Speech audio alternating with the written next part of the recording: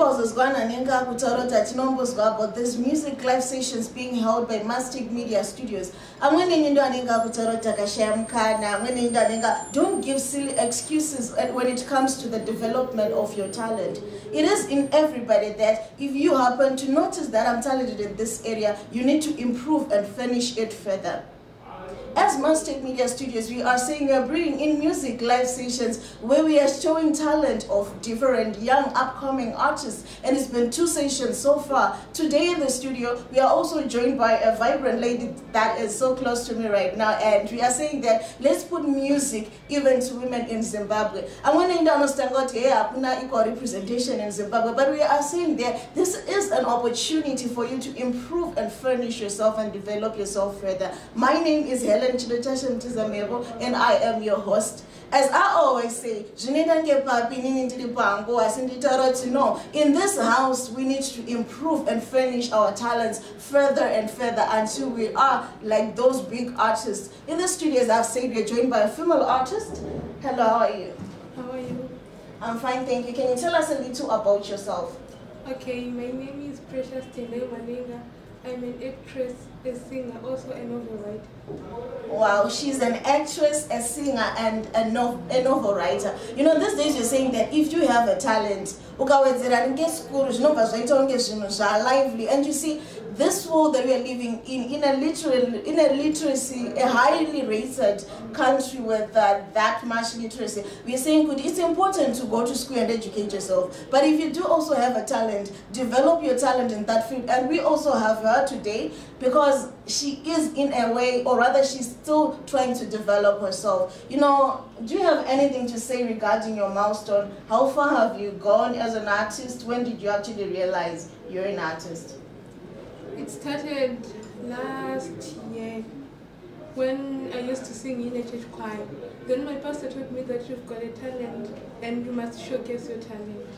That's when I realized that I've got a talent. Then I recorded my first song this year, Mona February. It was a collaboration. Then the second one that I recorded in August. So far, I'm sending wow, there's one thing Chanda capture, you know. My pastor told me that you are talented. You know, it takes so much for somebody to really get to a point where they really understand what the pastor has said at this point, I'm talented. She believed in that. In as much as I'm this crazy, I also acknowledge they actually mean what they say. And is to just work on it. Because you're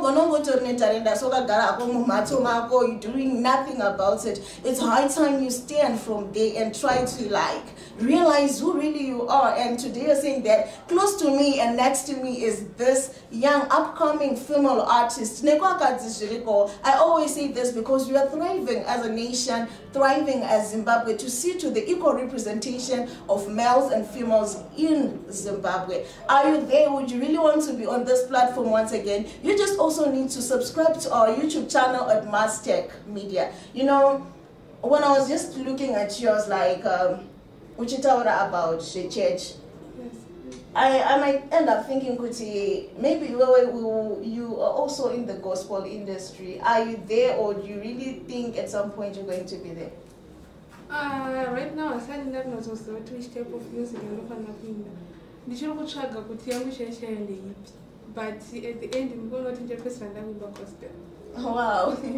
I love the fact that at the end, meaning to say, somebody no point it was as you wait to get and you need to try test the waters. From point A and up point B. At some point, you really get to realize who you are. But then, who do you see yourself in the next? I wouldn't want to give you a gauge, 5 years back, because tomorrow is tomorrow. You know, we have different young artists coming here, and then the next moment they are also going to be interviewed. Very different. So I'm trying to say, where do you see yourself in the future? I'm just not going to gauge.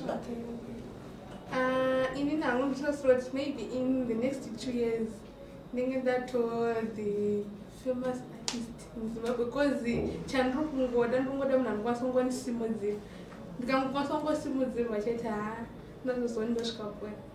Wow, we are now calling up to Zimbabwe, which, you know, somebody is saying, which I see myself great in the coming years because and she's actually willing to develop it. But then at some point, music is not for women. You know, people would try to diss you or rather demotivate you. At some point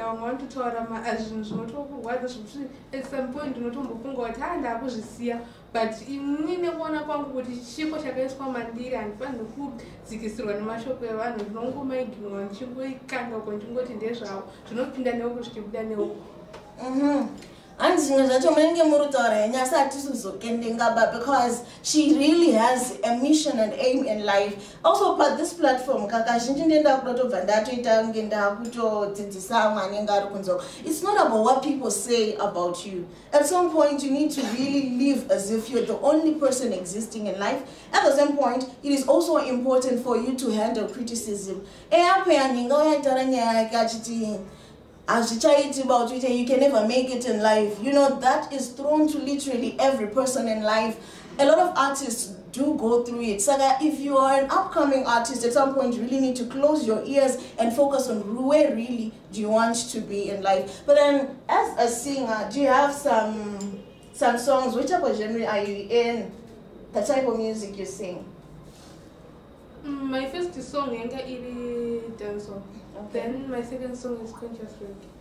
Wow. So at this juncture, I would want to give her an opportunity to showcase what she has for us because I like her vibrancy in the sense that I'm not going to be pulled down by literally any person because I do have my goals and I do have my missions. So at this point, any of your songs of choice. The boss lady.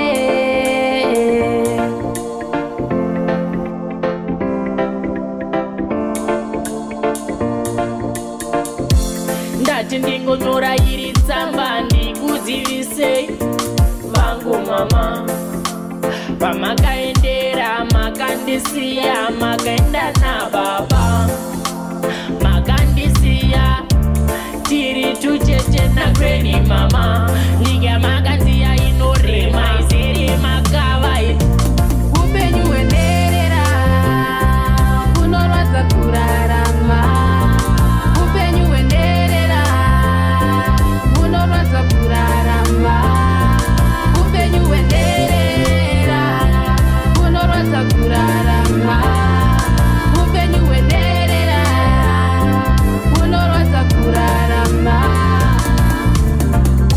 makaenda mai wangu makaenda nemufaro wangu mai kubaba makaenda baba wangu makaenda nemufaro wangu baba nasi uno ndinongochema adina wekuyemera mitoro yangu adina wekuturira kandisiya ndisiri mwana mudiki ndaida rudo rwenyu mai na baba mitoro yangu andina wekuturira upenyu hwenderera kunorwadza kurarama upenyu hwenderera kunorwadza kurarama upenyu hwenderera kunorwadza kurarama upenyu hwenderera kunorwadza kurarama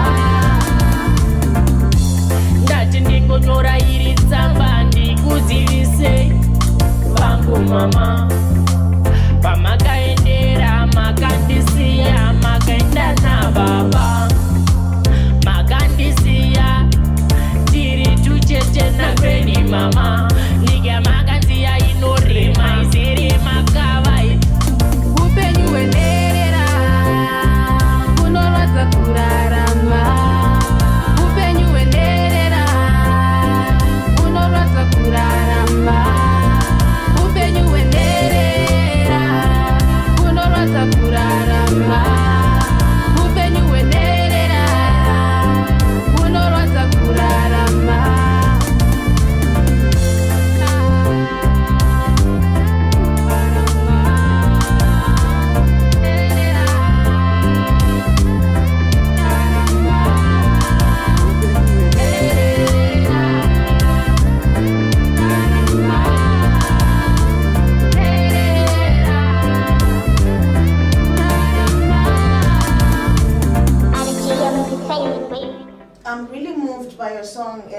like the words.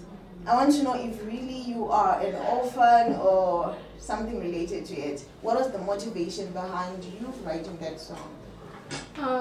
Inini handisi orphan but inyaya yekuti ndinotongorwadziwa neupenyu hwararamwa nenherera.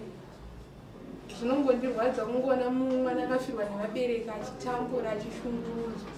Saka ndizvo zvakangoita kuti ndiimbe song. Wow, because when you were singing, I was listening to literally every sentence, or rather, all the lyrics to your song. I really have them in my head. But then Paul put out about how Nerera, or rather my orphans, because we really orphans, and when you were singing it, emotions came flooding back. Like, this is really true. When somebody gets to lose his or her parents, it's very difficult, and most artists have sung along those lines for the likes of Killer T. That song in the red is really trying to communicate that upenyu hwenerera hwakangooma, so and tinenge tisina zvatinokwanisa kuita about it, and you coming in now, it is actually a different dimension and yet a very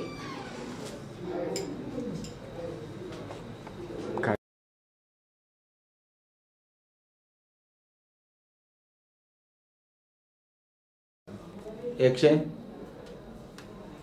Well, that was an emotion flooding song because I was really moved by your statements. I was really moved by all the lyrics because urukutaura as if you wakatombosangana nazvo.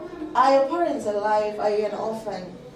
Yes, they are alive. I'm not an orphan, but nyekuti nongorwadziwa neupenyu hwararamwa nenherera. That's why ndozvakangoita kuti ndiimbe that song. Okay, and kazhinji kacho in this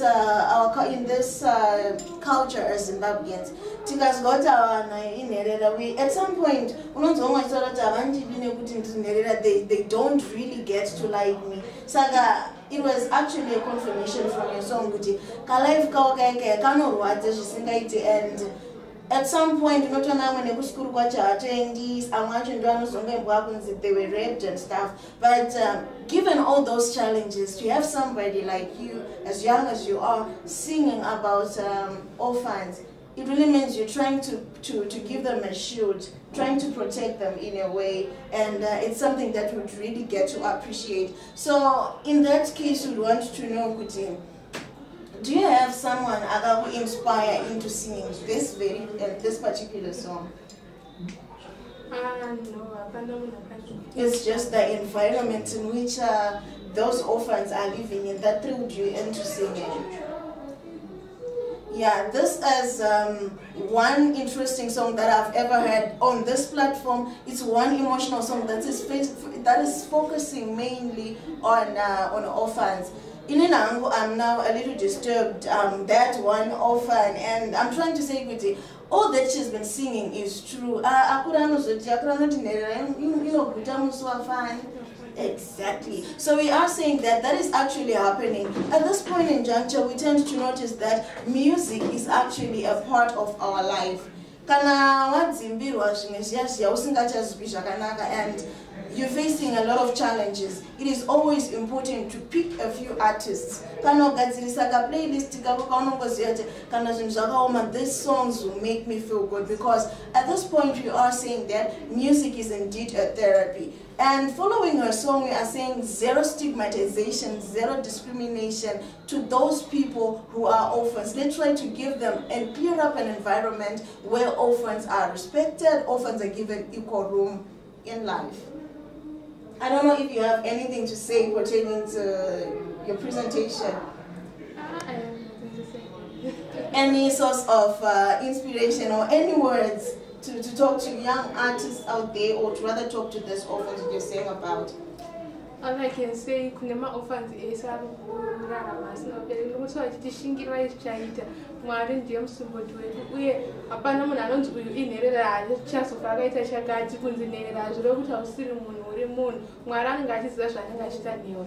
Okay, thank you so much, Precious, and we really want to appreciate you for coming into the studio, and yet with a different dimension altogether. We have heard songs about love, songs about heartbreak, songs about, but this one really touched me, and if if I was in another environment, I think I would be crying by now because really I'm flooded with emotions. That's the power of music, and we'd like to really appreciate you for coming to Madz Media Studios music live sessions on a weekly basis. So, Sandwich, yes, by two men in the studio. We are taking music to another level with Madz Media Studios, and we're bringing in music live sessions that we hold on a weekly basis. You know, guys, I'm studio because Sandwich Rasta too, you know. So today I'm going to say that my collaborations is not only when we're talking about big companies. You know, we can have Zimbabwe online content creators partnering or rather collaborating with the Voluntary Media Council of Zimbabwe. Don't have collaborations actually. But today in the studio I'm saying, I have these boys in the studio, these males, I'm going to name a gentleman. But before we start marketing them, let's ask them this very similar question we ask always. Hello, sir, how are you? You know, but I want to know, are you married? What's your relationship status?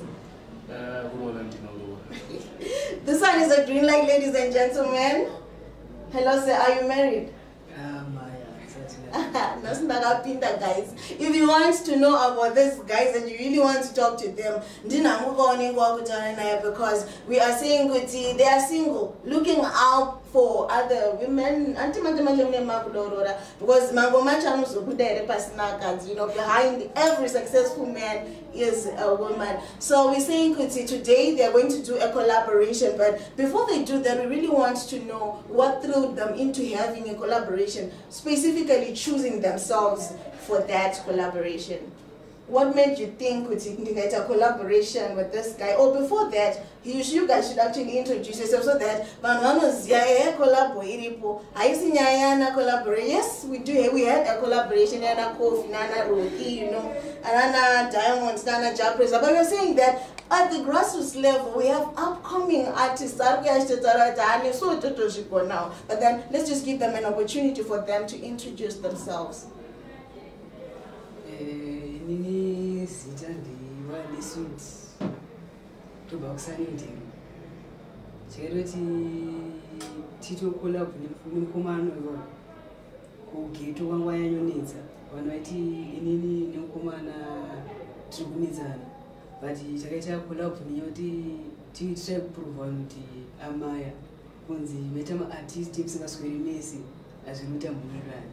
Ananga kudoto kucreatera ika mama kuteswa munzi muchiko ku wrestling zone kunzayo anangachiwe, and you're saying that we need to prove them a point kutai waba andi yonya yacho. We are saying kuti tiri kuimba tese, we are in the same industry and we can actually work together, hence the collaboration. Music getting to that with intelligence, because if you are not intelligent, now we're saying kuti tinika collaboration from these two guys and it's a success. So I don't know, what do you have to say about your collaboration? Okay. Sezvotaura mukomana mumastreet mainetsa kuti ningi naningi vanenge vasingawirirani nenyaya kuti tatiri vanhu vasikasweretese. Plus art yemusic yakatarira sei kakufanana, saka vanhu vanofunga kuti kana vanhu vane art yemusic yakafanana havaite sei havatowirirani. Saka taitira kuprova vanhu kuti nyangu ndine art yakafanana nemukomana hazviroti hatitese hatiwirirani, saka takazongogadzira chinhu. Okay, I don't know if that's the background to a lot of collabs that have happened before, but what they're trying to say is we are living to prove a point and trying to work together to improve ourselves. If you can check well guys, this I am a Rasta, Nasim Studio. And I'm saying this guy, I don't know if it's not the logo. Was it the same motivation behind you having Rasta? Rasta ndingori mudiki ndemunakirwa nerasta because ndakura ndichiteerera Jamaican music senemuda rasta saka nemangoma oga kanooneka rasta zvinoita kunge zvinenge ndati but ninangu haisi nyaya yekuti ndakasira rasta mangoma naanangu kugara ndichimboida wangu seyesterday. Yeah, it's really deep within you. Then do you have anything to say before we jump into the collab? would you really advise someone else who must read so much? Guys, the getting what Gareteta collab, would you do that? You want to find in a collab, but you come out and wait on Noti, plus nobody doing it. So let's call it a collab of circumstances. Okay, guys, let's just drop in what you have for us. Our shadow, intelligence, it's our lesson. I know gonna debate. Gonna integrate. Nobody bridge. Yeah. Not a mafuliketi. Go wireless. Unori baby rakadaro. Baby nenalo samfaro. Our shadow. So unomudi komelisa. Itakunga kapusa. Ano jusa airtime ya amo jusa. Iwe ndai over aiburita. Unomudi ko Katalina. Uyo kaoyo. Ano farasa china. Bebirine masuru fanga John Cena. Bebirine dako kupa masini zebai. Na iwe Asha. Unomudi ko Sasha. Adopina mtweleti. Ota za kufasha. Na iwe Tino. Mukore renyu chirino. Unomudi baby asina masi. Yo charuti.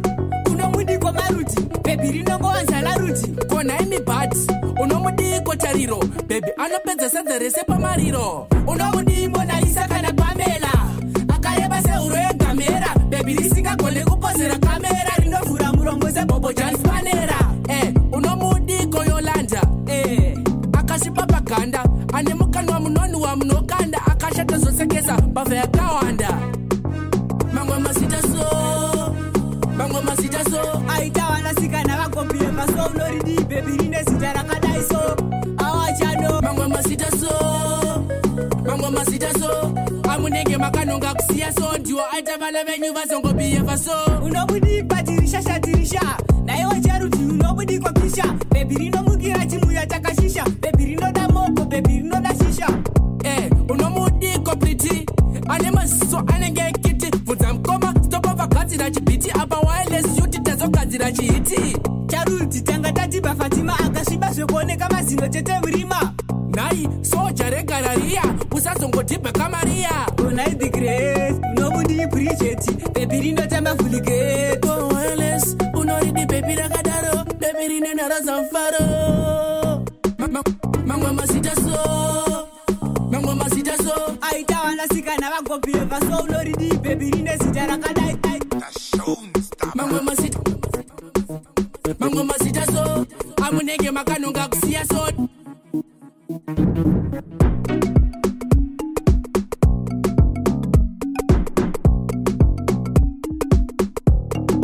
Yo Sean Stobal Gangsta Corner Zulu Boss The Tico Family Mabanjol aka Baba Motor Intelligence Empire my pride Mama Masita so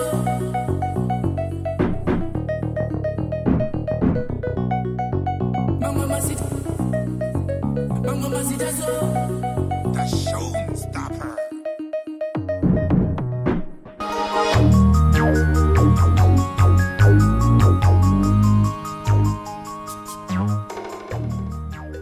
Thank you so much. Okay, you know, I'm laughing because you know, when we are talking about these names, Manchika, Tamsika Magatanian, because Anna Patricia, Aripokunzoka, Anna Bridget, Ario, you know, I'm just happy to tell you now, but it's really a nice thing. But then, my baby, Shisha, don't be offended. It really happens in life. Guys, what really threw you into singing such a song and collaborating, and it really shows a lot that women do. But in a to my important fact, we cannot go against the fact that at times we don't even know them. These days they're trending Indian names. India, we don't really know what it means. But are you right? But what really thrilled you into singing something like this? Okay, pamazita baka nemkomana takagara takaona tine beat then patra tite collab takatarisa ma topics evanhu vese vanechi ma collab takaona kuti susu takaimba rudo rwakatoita sekatoimbwa takaimba zvekufa zvakatoimbwa saka chii chisati chamboita sechamboimbwa Hazvido kuti vanhu takaimba mazita naKisha naChitika vamaka. But it was art plus mazita avo anonyatsoraimika. Zvavo pane mamwe mazita takaimba vanhu vacho ndo zvavanotoita. Asi vamwewo zvavo havaiti izvozvo. Saka anaKisha nanaPatricia tokudai ndisafunga kuti takakuinga.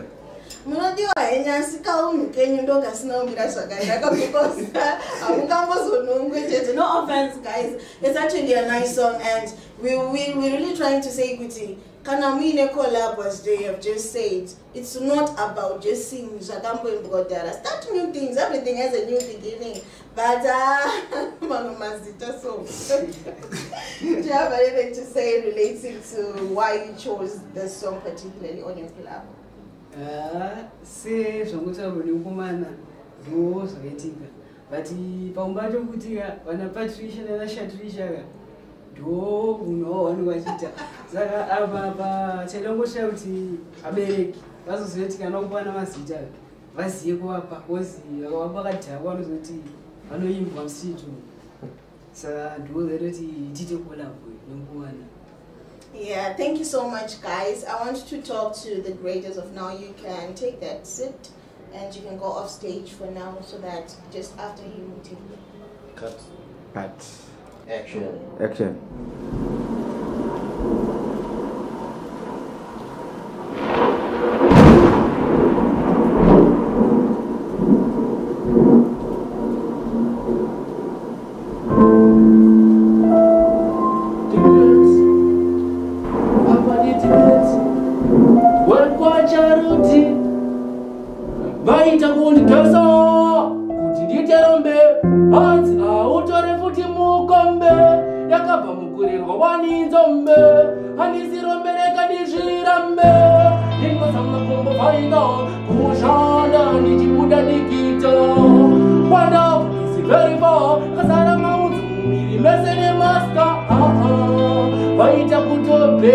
Akasaita todzinga aite kweja kuvariroja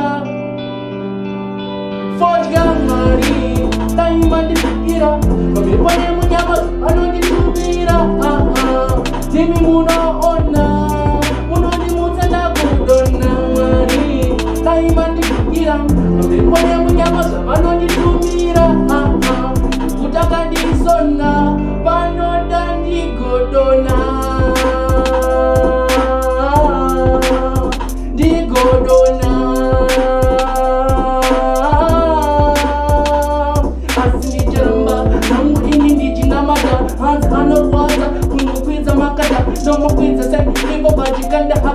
Hasi ini ndichazadzisa chiporofita naneta nekuzunda tucha iri braita Mwari baba nematungamira kuti zvaita. Life is not right sometimes naneta nekubika wakaronga vamaraims hapana anokuda usina mari haumbowana kana wanika shamari asina namata kuna mari zvandiri izvizvo ndizvo zvandiri mari tumirangirozi Mwari sangana nenjodzi ndabuda misodzi Mwari tumirangirozi ndati tumirangirozi Mwari pamwe mumusha mune ngozi saka ndati pakuda kachiedzapa ndati pakuda kachiedzapa Mwari mwana wenyu ndapidza ndambotsaya ndaedza Mwari pakuda kachiedzapa ndati pakuda kachiedza Mwari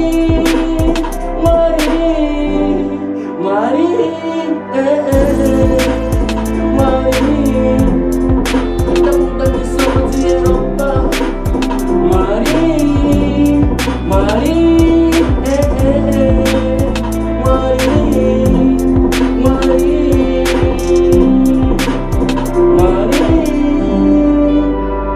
vaita kuti kaso ndiniterombe hanzi hautore futi mukambe nakabva mukurirwa wanizombe handisirombereka ndizvirambe inotamakombo vaimba kushana ndichibuda ndikita kwandava ndidzivaimba pasara maudzi mumiri mese nemaska vaita kutopeja akasaita todzinga aite kweja Variroja, Ajinga, Bema, Fojga, Mari, Diamond Fikira, Mabepone Munyama, Savanondi to Mira.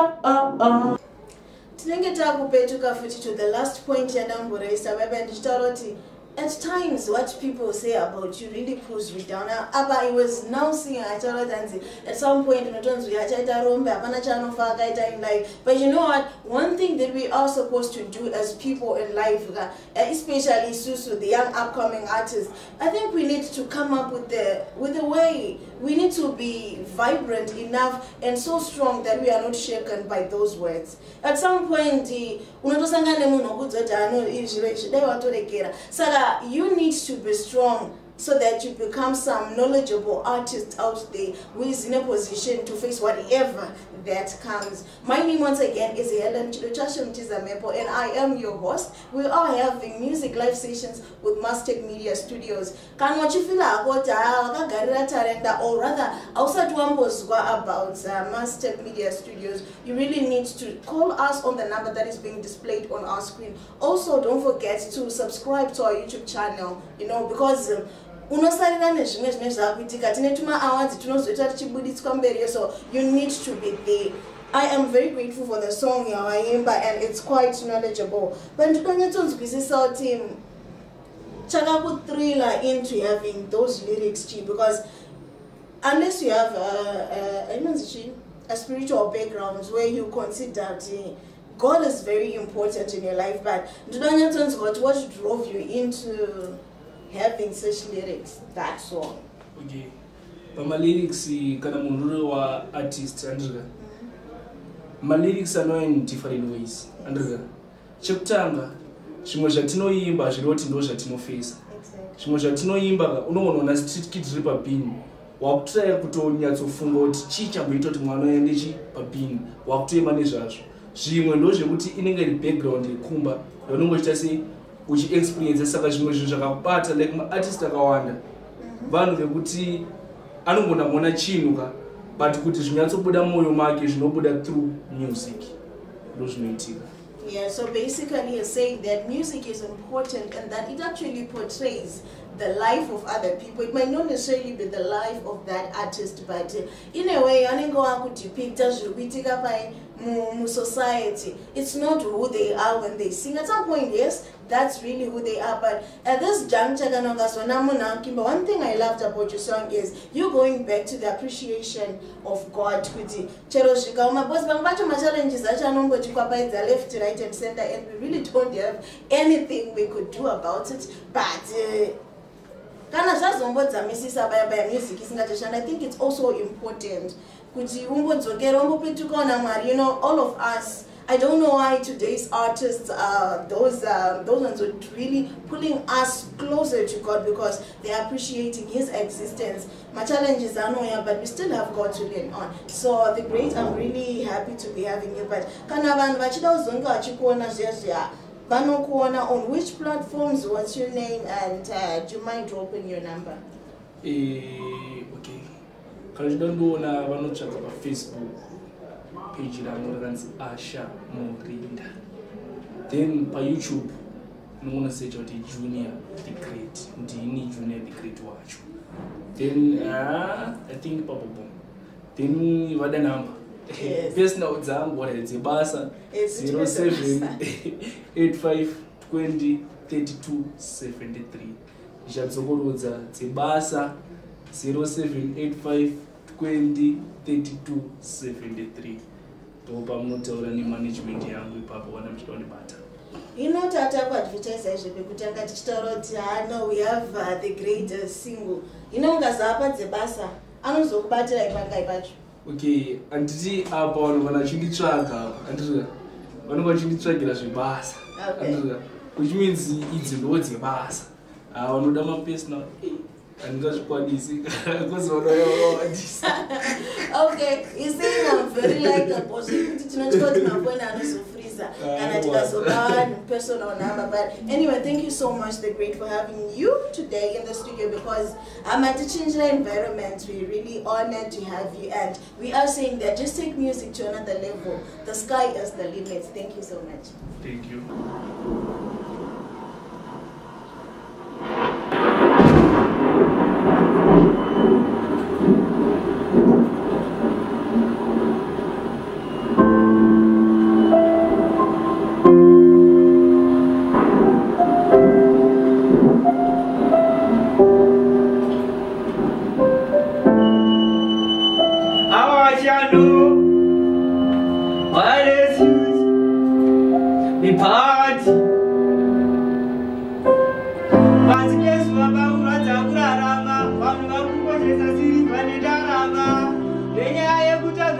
kurarama vamwe vakadzi vakufamba vakashama kwane vana vavo vamwe vakuchengetesa vana vasiri vavo vachiri vadiki vakutiza misha yavo vana vachira nezvinhu zviri zvavo nyika yazoenda kumawere vakutoziva varume vana dzichiri kwere pasi pezuva vapararira neurere takupa tichiri vadiki hatichachembere nyika yazoenda kumawere vakutoziva varume vana dzichiri kwere pasi pezuva vapararira neurere takupa tichiri vadiki hatichachembere panyika kurarama zvakurwadza mangotoitira kudhakwa nezvinokuwadza kuona tichishota hazvimbondifadza vanhu havasisina machira nekutadza panyika havasisina muchene pasi pezuva pazara vechene vamwe vakubata tsotso kuti vetemene vanhu vachinjivara nezvitadza vachachene nyika yazoenda kumawere vakutoziva varume vana dzichiri kwere pasi pezuva